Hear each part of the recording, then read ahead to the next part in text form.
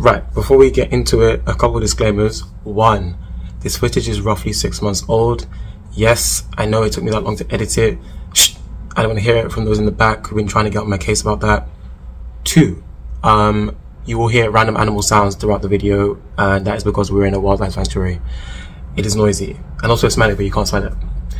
Three, my friends are providing nonsensical commentary throughout the video, so please just ignore them. I can't do anything about that. And finally, yes, it is about an hour long. So if you are really if you're looking for a new parasocial dynamic, a new vessel through which to live vicariously, then you come to the right place at the right time. If that's not your speed, then there'll be something else that's more your speed coming shortly. And I think that's all I have to say before we get into it. So let's get into it. At the beginning of this year, my friends and I visited Greenfingers Wildlife Sanctuary in Lagos, Nigeria. It was a really fun experience for me because I had never done anything quite like it, and I'd recommend it for you as well. There'll be some info later on about how to help out. But this footage is a mixture of a couple things. There was a tour of all the animals and all the different cages and stuff. There was also a tour of all the plants that I could identify. There were loads more that I couldn't, but the ones I could identify anyway. And three, there's also an interview with the founder. So stay tuned, and there'll probably be timestamps for all of those different parts. In terms of how the day itself went, we started by waking up at the crack of dawn to try and beat traffic to get there on time. And then when we arrived, we had to sanitize our feet in order to not bring any diseases into the space that would affect the animals. We then had a tour of all the different enclosures, got to see different animals, and the footage will speak for itself on that regard. We then had to clean out some of the enclosures, and we also prepared some food, which we then fed to the animals. All in all, it was not too laborious, if that's something you're concerned with, but it was also Lagos heat, so it's what it is. And I'm going to just let the footage do the talking at this point, and we'll come back later. The animals at the reception area already. Is that like the house cat? Nah, don't be asking. She's just actually on medication. So it's better she's allowed to move freely.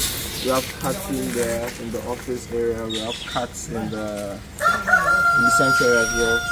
So as time goes on, we get to see them. So, like I said, we'll be doing the tour and the training together. This is the laughing dog area. This place we have birds called laughing dogs. Then in this pond here, we have the kind of fish that is called snakehead fish. Oh, yeah. do we get to see them? I hope to get to see them because they like to hide under the leaves. Let me just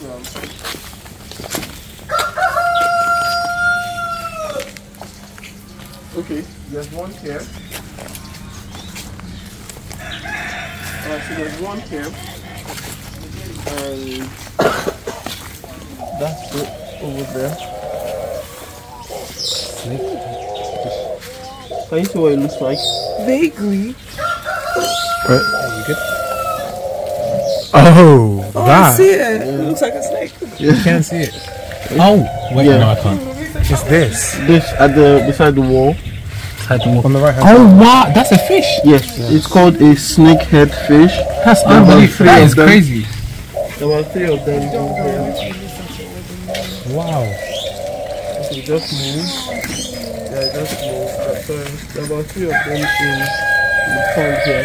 Because of the lilies, they like to hide on the. That is so.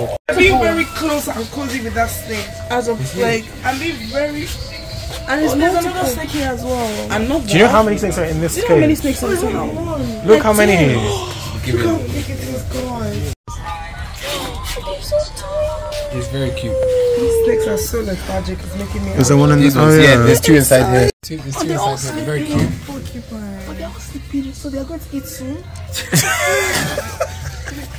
Should we feed them macarons? I told you that at lunch we should be feeding them. People said while making noise.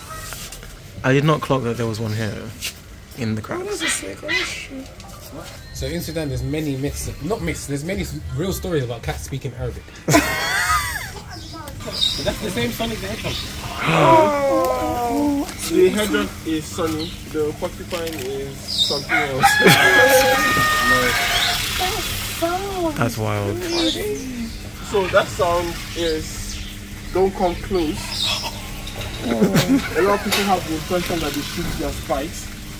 Porcupine shoots their spikes. Have you heard that before? I have heard the misconception. A lot of people around here think they shoot their spikes, but they don't. What they do precisely is they come close to you and they expand their muscles and the spikes go into your skin. So when it goes into your skin, it takes a huge shape like this, and they pull it out of there, right? And it stays in your skin, so you have to struggle and get it out somehow. And they are quite long, up to. That doesn't sound fun. Sorry? I said that doesn't sound fun. Yeah. I wish they come about. I mean, in the process. Or is it how many? It's just one in there. There are 2 of them in there. There are 2 of them. Yeah. Wait, This they're up one to is something. one. The other one is on the other side. And they are quite big. But eventually, when their food comes, they will come outside. So we are going to be feeding them as well. There's animal pond. Hey! What's down to Liana?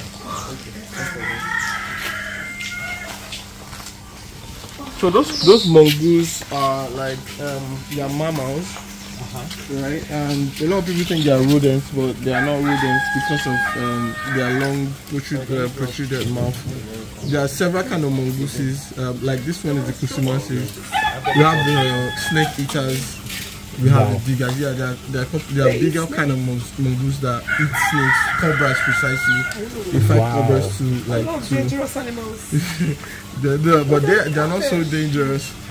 Okay, so well, at this point here, you can drop your rig. Let's just take it one at a time. When we're done with the tour, then we can go into the walk proper. Yeah, that's fine. Yeah. So this is an olive baboon. She's come close, touch, hold. Oh no! Just About touching. You're not touching. Touching me. It's not gonna be. My nose might not survive it. Yeah, so you My have nose to is be already very confident. Yeah, that's what she would do. So when you take it back, she feels offended. Like, why are you doing that to me? Baby. Right? So cute. Yeah. So Hey, she's standing on the other one. no, she's not. She's standing on the. okay. So this What's is her name? a red-bellied monkey. What about you? Nice. This is a red-bellied monkey. Oh, you keep trying to take my hand. I can't believe monkeys, man. So the olive baboons are recognized predominantly for their red butts. This is how you know an olive baboon. Red, pink pot. Oh, he said come back here. Yeah, they play a lot. So this is how you know the olive baboon. All his face covered, even monkeys. So this is a baboon and this is a monkey. Aha. So I thought baboons were so much bigger, you know. yeah, they get bigger. is This this is a a baby. baby? Yeah, this is a baby. How old? This is a baby. This is about 2 years plus. Oh, what's their lifespan? They 10, 15 years. Oh, okay. Oh, wow. And they grow really big as well, muscular and. Oh, okay. So it's good we're coming at this time. But we have the big ones too. Oh, we'll stay away from them. And in here we have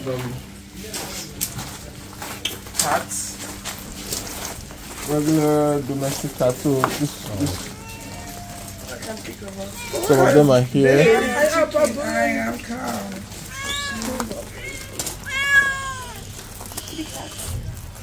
What did you hear about black cats? Witches. No, they are not. They're not witches. They are not. They are not your aunties or your uncles from the They're from my village. village. No, they are not. They I are know not. that auntie in particular. That's not Auntie Ramota. That's not Auntie Ramota. I found my new best.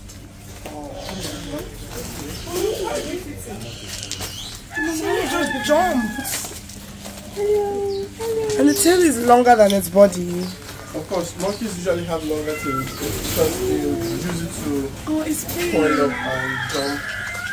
Oh. They could hang on their tails just to swing and stuff. So in here we have guinea pigs. Sea turtles. So these are turtle. sea turtles. We just rescued them yesterday. Oh, from where? So- Your Instagram that you guys come and save. Yeah, we where? rescued sea turtles. So these guys will come to the beach at Aleppo to lay. The males are caught in the nets of the fishermen. So we have an understanding with them not to eat or kill them.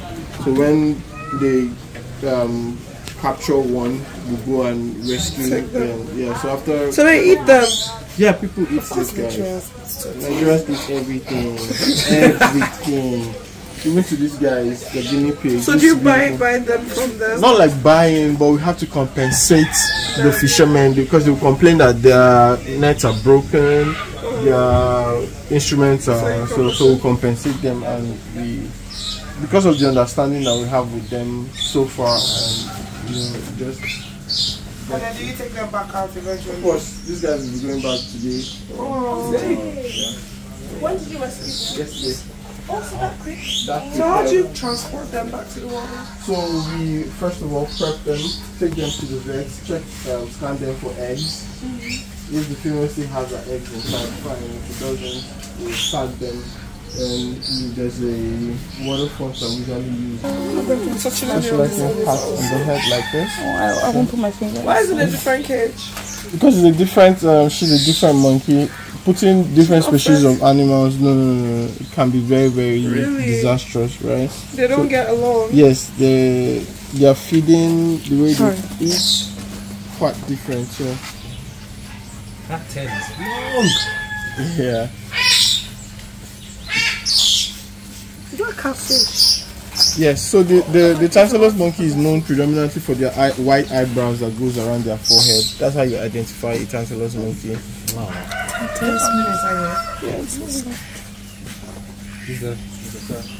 Oh, look at the little baby go.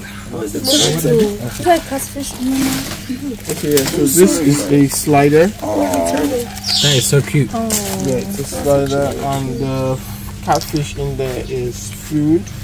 Oh, wow. Yes. Oh, that tiny catfish. I've never seen catfish so small. So turtles can fingerling. eat fish? Of course, sea turtles feed on smaller aquatic animals, crabs, shrimps.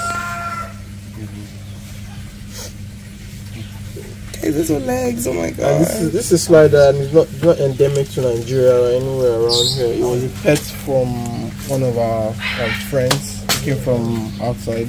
So on their way going back, they didn't want to take it, so they said, okay, we could adopt. He's chasing after it. Yeah, I mean, so we like to give them. He's doing a terrible job. So there are a whole lot of them in this compartment here. There are so many of them in the tires. There are over 27 of them in here. 27 turtles in here. Where are the rest? It's telling them to go to job center and get a job. Wow. I agree. Cleaning the type. Man, you. Any babies or what? Animal hair.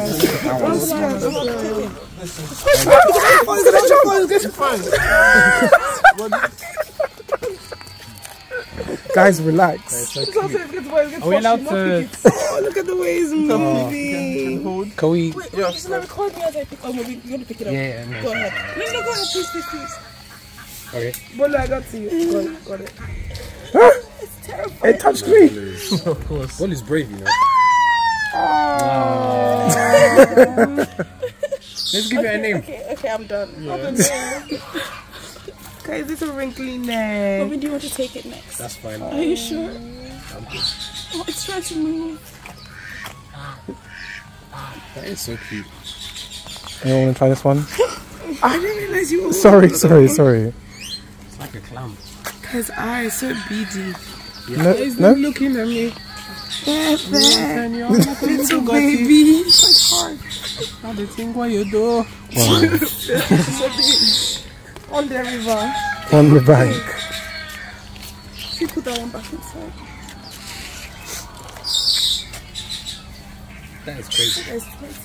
So in this ivory here, Papaya. we have lots of birds. Mostly aquatic birds. The geese dogs, the not-billed duck, the regular duck. There is the royal ibis, and this is the crown crane. Wow. Is that the one that's on the flag of Uganda? Yes. Yes, that's the royal crown crane. Flag of where, sorry? Uganda. Then up there is the abdomen stock. There's a stock there. Oh. That's an abdomen stock. There's another stock Up there. down there. How is it balancing on that? Yeah. That's his job. That's how exactly. That bird looks like an angry grandfather. Yep. His face is very completely. No. Sorry. Well, no, we don't. Especially when they are in here, we're really careful. So this guy is more imprinted than the other. His name is Marley.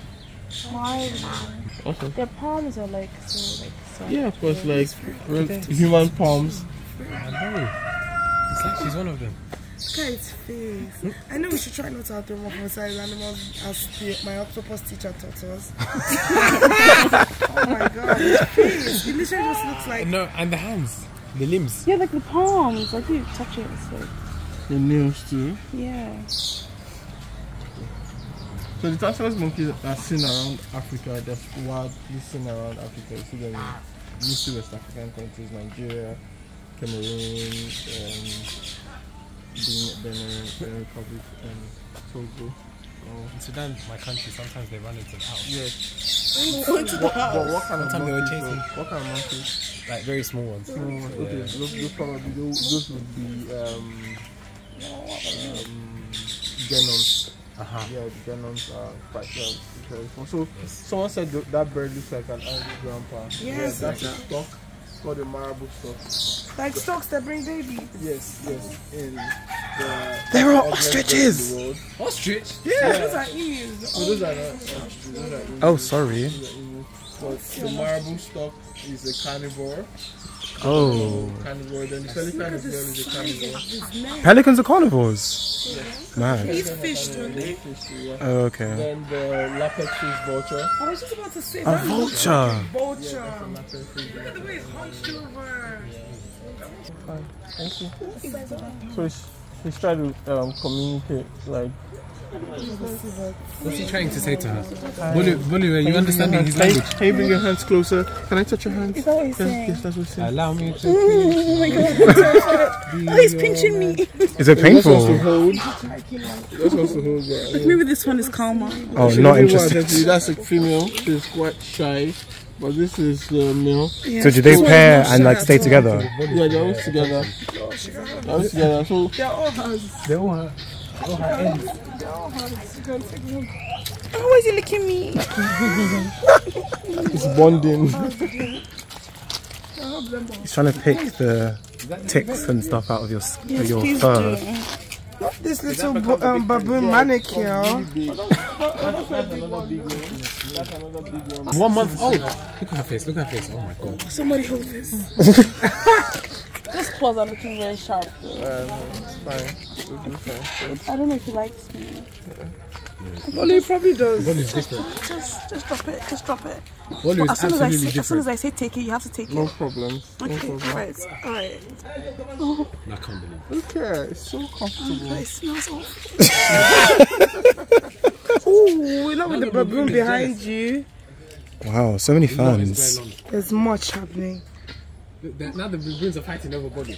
Look at his little paws.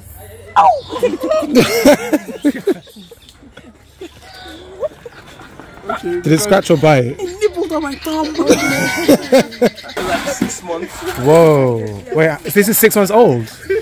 Oh, there's another snake here. 6 months? Yeah. And it became that. Wait, so how young is the other one? A python. A month plus. This is a month and this is 6. Yes. The kids So because it's eating, he's quite protective. Is that cage locked? So it's fine. They are not. He's not aggressive. He's not aggressive. This is the civet. This is the bigger civet. Yes, but this is not even an adult civet. It's still a baby civet. So 5 months the Bolu took.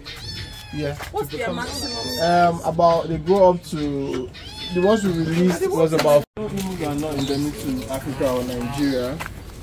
Anywhere around, you don't even see them anywhere. Not even like Australia. The wildlife trade market, there are people that bring them, import, smuggle them in, and They smuggle them in. Oh, really? To do what? Instagram. so when the immigration or Finds them. customs In the apprehend suitcase. these guys, and they don't know what to do with them. They reach out to us, and you guys have space. What are they smuggling them into Nigeria for? People will buy this thing for keep them. For what? Just to have an exotic pet. Exactly, just having it. In Nigeria? Like, oh, you'd be surprised. So someone said, do we still have lions in Nigeria? So lions, house. exactly the amount of lions that we have in individuals, like private owned apartments, is probably more than all the lions that are supposed to be in the country. Yeah.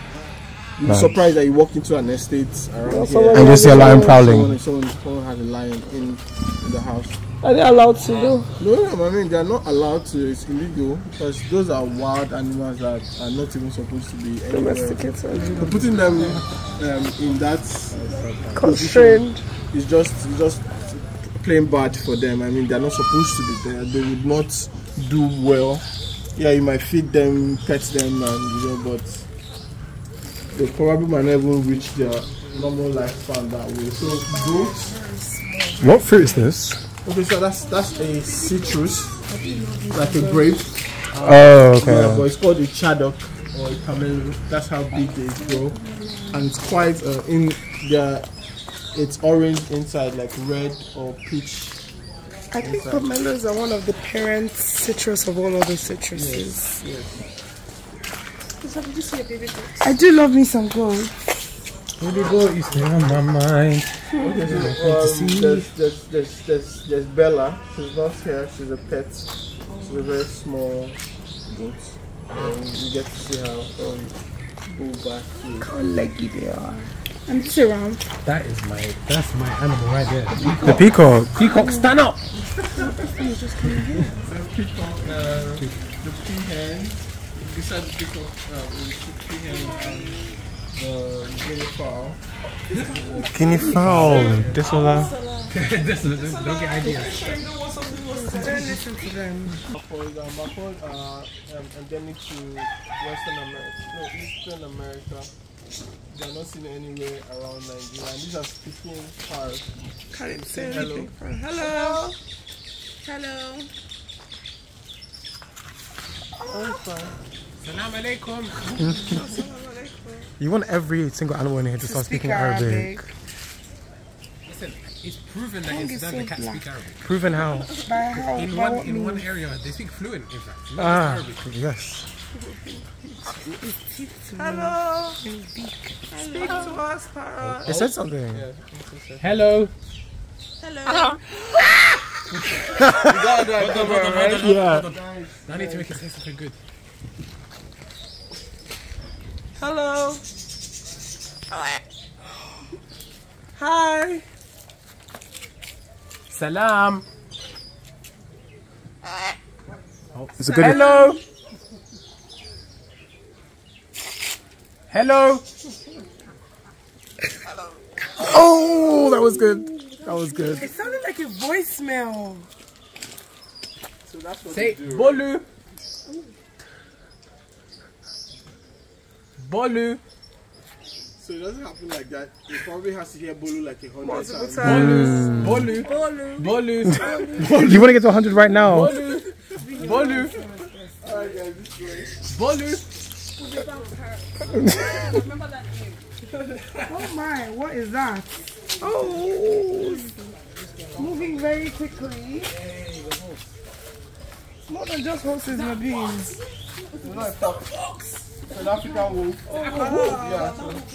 Canis lupasta. Yeah, you come close. Oh. So we have Never seen the story of the wolf and the sheep. The what? the wolf and sheep. Or the wolf in sheep clothing. Yeah. That's the one. Mabin. I mean, so this is an African wolf,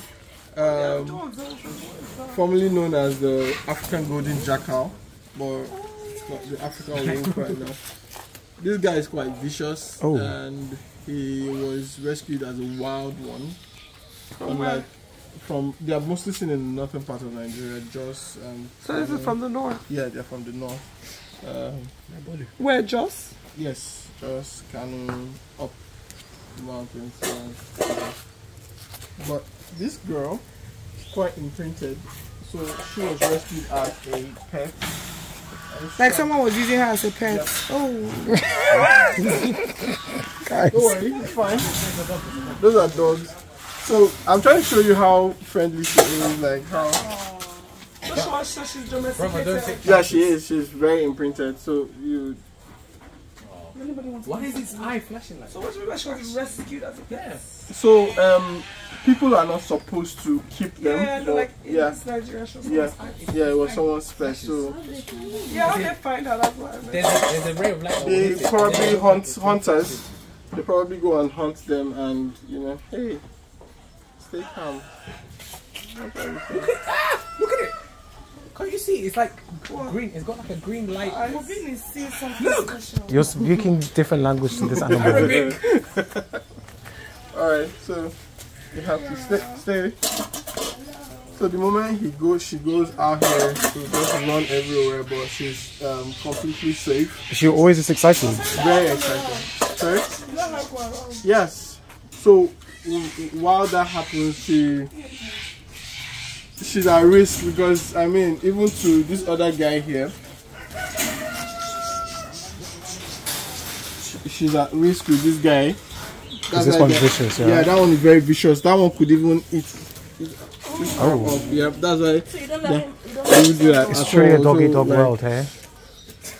So horses, donkeys, Very wacky. I love donkeys. Why?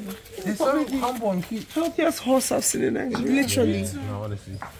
It's still a bit thin, but it's okay. So this is an African dwarf crocodile. Did you say your shoe? Yeah. No. How disrespectful. No. I'm saying that because I'm an evil girl and I'm an evil man. Like not me personally. So there are about 6 of them in here. Oh yeah, there's one in the water. Yes, there's one in the water. They're dwarfs. Yeah, the adult size is about 4.9 to 4.5 to 4.9 feet long. So they don't go down like the smallest species of crocodile in the world. And they're actually endangered because in some of your restaurants it's a delicacy. When you say your, what do you mean? Let's get specific. Brother had bad. So this one is the Nile crocodile. The Nile crocodile Your is people. That's my one. this big ones. They go up to 12 foot big. They go so big. But this guy probably around 6-7. Eventually, when it grows bigger than this, they get to release them. To the water.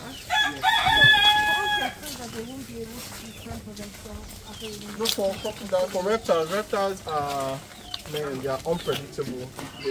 They how they can grow? survive anywhere. Not how they grow, they can survive literally anywhere. Anywhere. You see them playing dead is a strategy.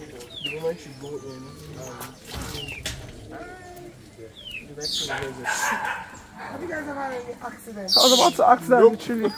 No, we have never had any accidents. I was literally about to ask that. So we have to be careful when cleaning, feeding. You mind your business. You don't go like you want to pet them or hassle them.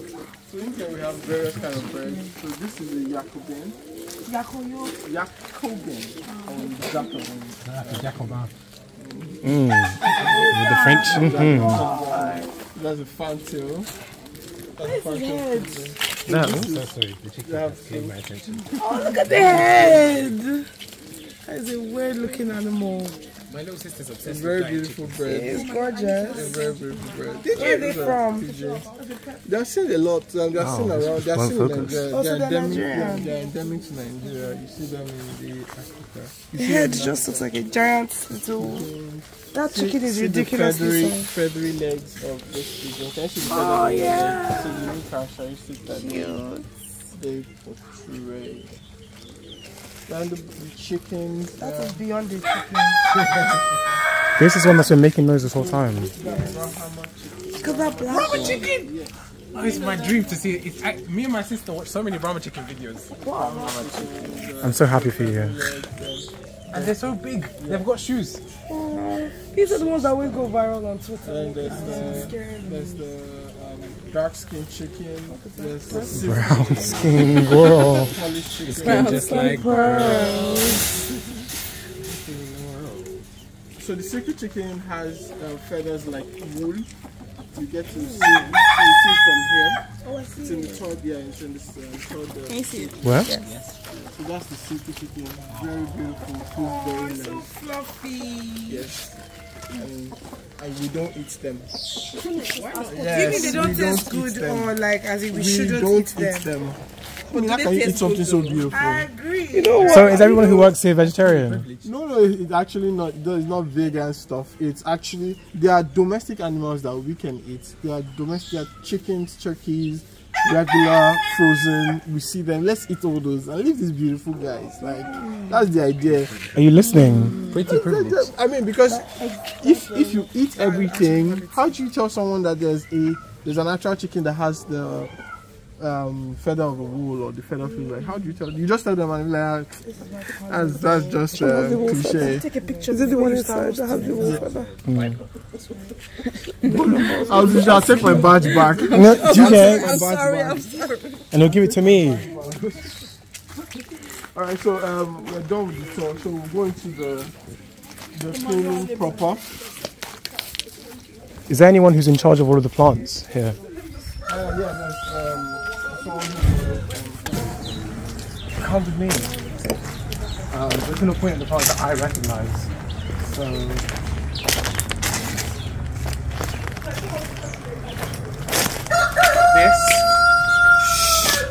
this is a canna lily. Canna lily. No, it's not a canna lily. It's an Alpinia zerumbet, otherwise known as shell ginger. This is, I forget what this is called. I think it's a philodendron of some kind. I was right, it was a philodendron, but it specifically is a philodendron bellamarx, I think. This is a is this a Monstera dubia? Maybe? No. I'm actually not sure. But I recognize this one, these two. Sopinata, I'm going to say Monstera sopinata. You were so close. It's actually a Monstera pinnapartita, not a sopinata. These are porcupines.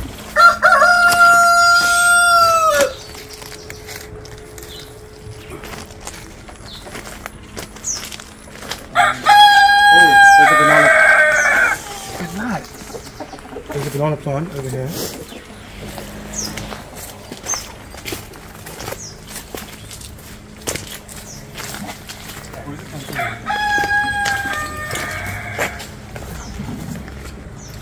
I'm going to get the fruit down here. I can't tell if this is banana or plantain.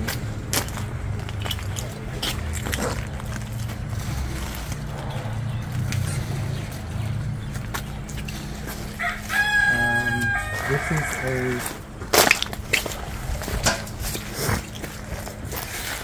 devil's ivy, which grows into close to that size up top. This is, I think this is a papaya tree. This one here. Is this pawpaw? Pawpaw. Yeah. Gotcha. Money tree. Well, Futura aquatica.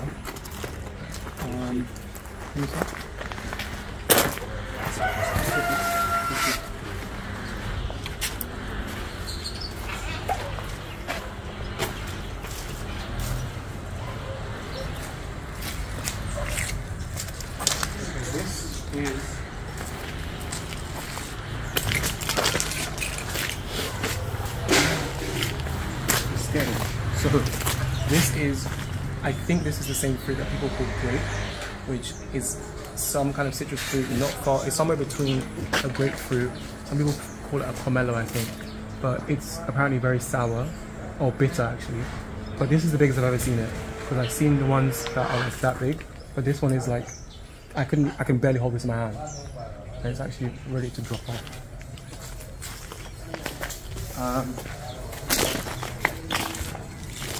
Then we have some palm trees. I don't know what kind of palm this is. Yeah? There's another kind of Dieffenbachia. Specifically, it's a Dieffenbachia seguin. Am I saying that right? I'm not sure, but that's how I'm going to go with it. We're coming! Coleus. Absolutely not a coleus. This is in fact a croton. One thing about me, I'm going to say something with confidence, irrespective of if I'm correct. I'm still going to say it with my full chest. Talk about your experience as well.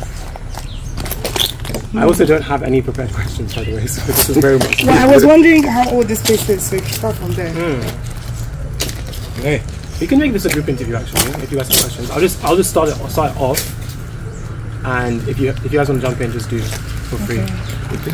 So, lights, camera, action. Is it already recording? It's Yes, been it recorded. is. Smart. Do you want to start off by introducing yourself, please? Okay, my name is Chinedu Mugro. I run the Greenfingers Wildlife Sanctuary. I'm also a teacher. I teach kids in primary school, high school, and pretty much coaching the students on wildlife conservation, climate action. I think in a nutshell, that's pretty much me and what I do. I live in Lagos, and yeah, that's it. Were you born and raised in Lagos? I was born in Port Harcourt. I studied in the UK, then I am now living in Lagos. Where in the UK did you study? Leicester, Coventry, and Northampton? Nottingham. No. Norwich. Any other suggestions? Norfolk? Norwich. It's close to York. What's that? I've forgotten it. Northumbria. Yes. Northumbria. Yes. Yeah. Northumbria. Northumbria, yes. Almost. I don't know why. So I did my first degree in biomedical science in Leicester. That's De Montfort University. Okay. My master's public health in Warwick, and I did medicine. So I started my medical degree in St. George's University. So it's an affiliation with, they had an affiliation with Northumbria University, and so I had a bit of, I did it for about 6 months first. So my dad passed. I said, what I wanted to do wasn't the medicine initially, so I just said, let me just come back and get life started, basically. So you completed your degree? I completed the first, second medicine. I didn't complete it after he passed. I was basically given the option, but I said I think it's best I just stop and come back. Yeah. Okay. And when you came back, was this the first thing you started doing? Yep. When I came back, I've always wanted to work with animals, but I didn't really know how I was going to work with animals. So I just said, you know what, let me just start working with the animals in a small space. So I was working in this school, and I noticed they had this place was bushy and all. That's why I approached them. Can I do something little? I didn't have any big ideas, so I just started. And over the years, I mean, it grew to this, actually. So you guys have built all this out by yourselves? Yes. So it wasn't the plan wasn't to start off an NGO at first. It was just, let's keep the animals and let's see the animals and stuff like that. But it turned out to be this at the end of the day, and pretty grateful for how it turned out. Yes. And did it start off always with the plan of it becoming like a full-on sanctuary, or was it just sort of first we just had did you start off like with an animal that you needed to look after, and then it's gone from there? Yes. So before I left Nigeria, I mean, I've always known that Nigeria had a problem with animals, basically, because I was in Lagos for a few years, and I noticed there was nothing. There was nowhere to go to even see animals. But I remember the place my dad took me to, where these animals were cramped in these small cages. They were selling them for pets or for food, whatever anybody wanted anyway. So I went there after I came back from school. So I went there and I saw that it was still the same thing. And I said, you know what, let me just create a space for these animals where I can just work with them. I didn't have any other kind of idea. Let's just work with the animals, and that was it. A few years down the line, someone saw this and were like, "Why don't you open an NGO?" I said, "What's an NGO?" I didn't even know what an NGO was until I started reading about it, and we just kick-started the whole process. Yeah. What was the first animal that you had to deal with? Oh, a very small finch, actually. A very tiny bird, like very small. That was the first animal that was here. Yeah. Yes. So, and how did the animal come to you? so I actually went out in search for it. I went to, because I know these places where these animals can be found. So I go out in search of them. The thing about Nigeria, when we first started, nobody gets your attention when any animal is in any problem. But we've built it to the point now that whenever there's a problem with any animal, people send us a message, call us. So yes, that's progress as far as I'm concerned. And are there a lot of other NGOs or organizations doing similar work to you? No. In this area or just in general? No. Okay. Not in Lagos, as far as I'm concerned. There is no NGO that is. There are people, individuals who might be doing, but who might do things like maybe, oh, if they see an animal on the road, oh, try and help out in their own little way. But as for, with NGO, not in Lagos.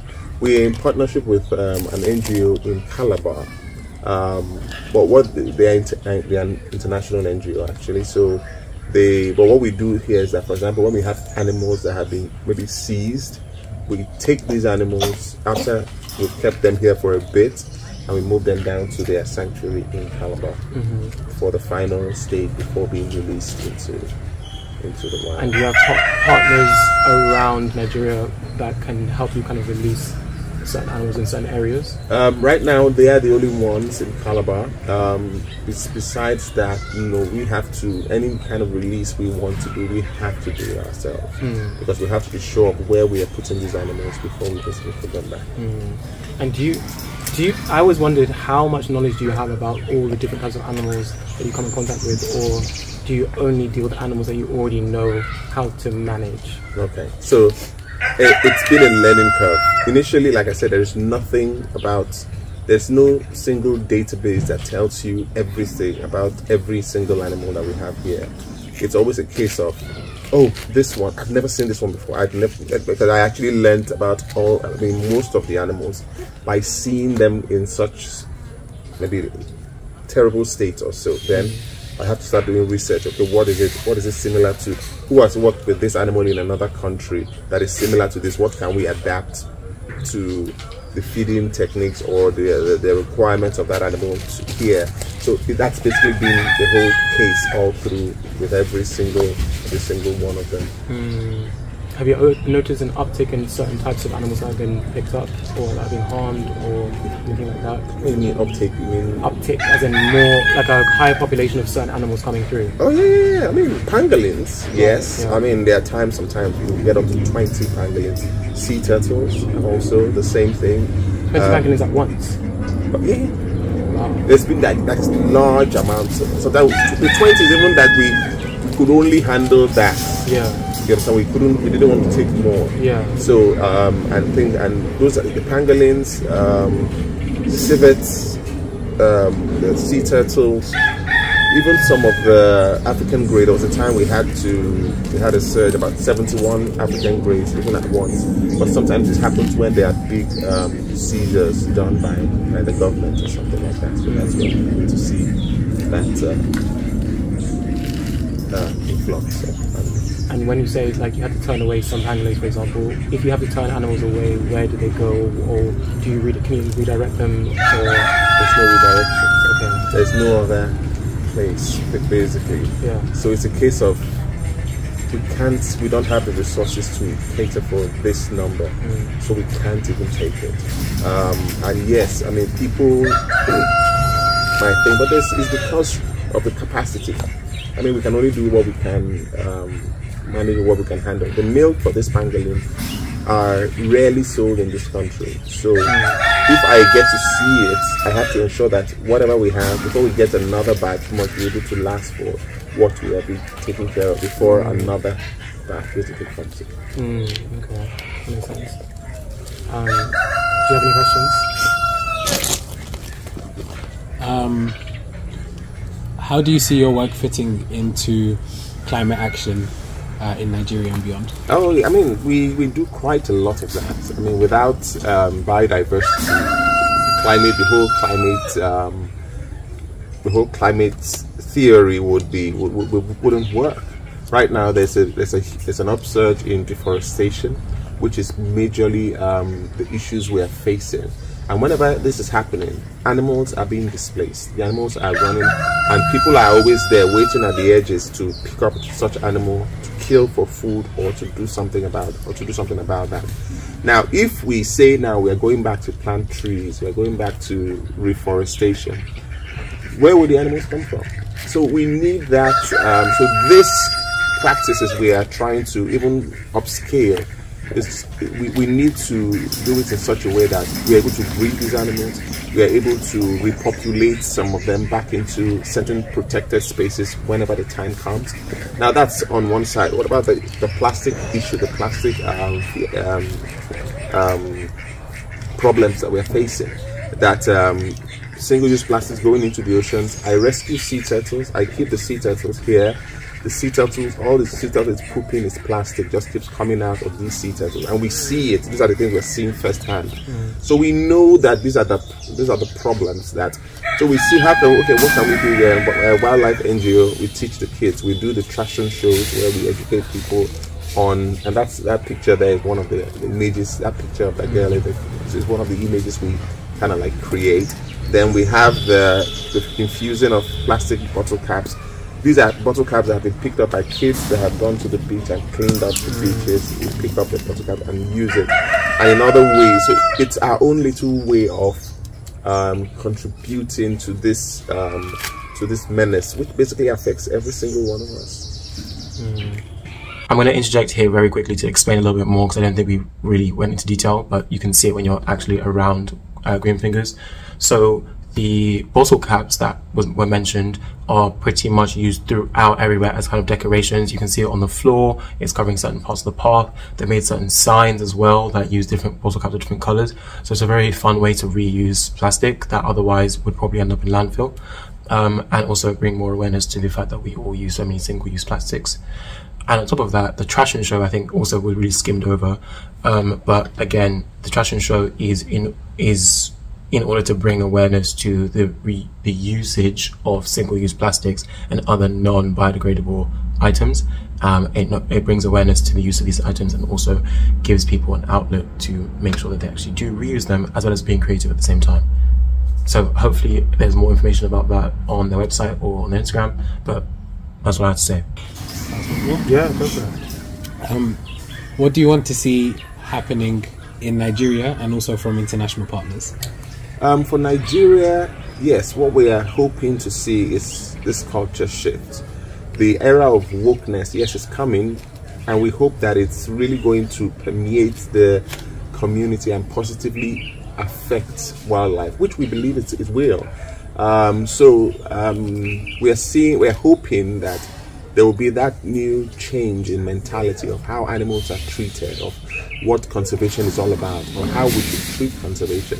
I mean, having you guys even coming to Nigeria and looking out for something like this to do is, for me, it's even, because I know what other people would want to do, but this is that we want to see. This is the thing we want, the change we want to witness. Now, from the international partners to, yes, we know Nigeria is one of the most difficult terrains for them to permeate, because yes, a lot of Nigerians do a lot of greenwashing. Greenwashing is where they show you something, this is what we do, but by the time you've left your place and traveled all the way down, you find out that actually nothing is happening. So we know that this happens. We know that there's a lot of corruption, there's a lot of things, but there are actually people who are doing the real work, and it's all about, yes, making the contacts, finding the people and supporting, because they do need that support. I talked about capacity building. You'll be surprised that we are here, we are seeing an animal in the current state.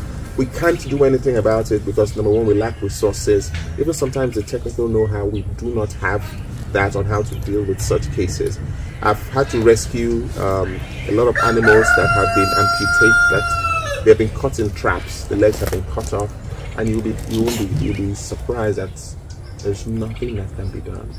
Anything that is done basically will end the life of such an animal. But because of we lack the experience, we lack the skills, even some of the veterinary practices I've seen, especially here in Nigeria, is not what it should be. And training, international trainings will help in this. Supporting the NGOs also will help. So there's quite a lot that international bodies can contribute. And yes, we know also that the government is also a very hard nut to crack, because that's one thing I notice about the international organizations. If they come in, they want to engage with the government will give their own demands. Sometimes even, no, before you come in, you must give us this bribe, we must be bribed in this settlement. Because of that, you see them pulling away, you see them not wanting to associate with Nigeria, and it robs us of the benefits we should be getting. So we're just saying that they should just push a little extra, and there are people here who are really doing the work that should be done. What's on the horizon? What are the next things that you guys are currently working on? Because it feels like you've kind of filled all of the space you have here. Yes. So I'm curious. Yes. So yes, you're right. With so we are looking for a bigger space. We even have a small. There's a land that's just on the other side. It's not ours, but we are trying to see how we can raise funds to acquire such spaces so that we can expand our work, so that we can work with more animals, because there are a lot of animals we've actually turned down because of space. But we are still trying to build as much people, partners, as much supporters that we can online. I mean, we have our social media, I call it army or so. We are trying to build that. So we have quite a lot of campaigns still running this year. In February now we are beginning the pangolin campaign. In March we're doing another one for wildlife, and there's quite a lot still planned out for the year, in our own way of trying to raise that awareness and getting a lot of young people on board that this is what we can also do, and this is how we can also raise our voices and contribute to wildlife protection here in Nigeria. Because see, Nigeria, we have wildlife that you wouldn't find in almost any part of the world, just like Kenya, all the Tanzania, South Africa, but it's just because of poor management and poor practices, and that's why we don't really come out as those Nigeria. What do they really have? So, but that's basically it's our dream to acquire these extra spaces so that we can expand those and build on what we can. And for anyone who is watching who wants to help out in some way, wherever they are in the world, what's the best way for them to support? So yes, we can reach out to us on social media. We have our website is also there. You can support us by donations. You can support us by linking us up with people who you know will be of help to any of our campaigns that we are running. I mean, reach out to us in any way possible. Send us a mail, follow us on Instagram, Twitter.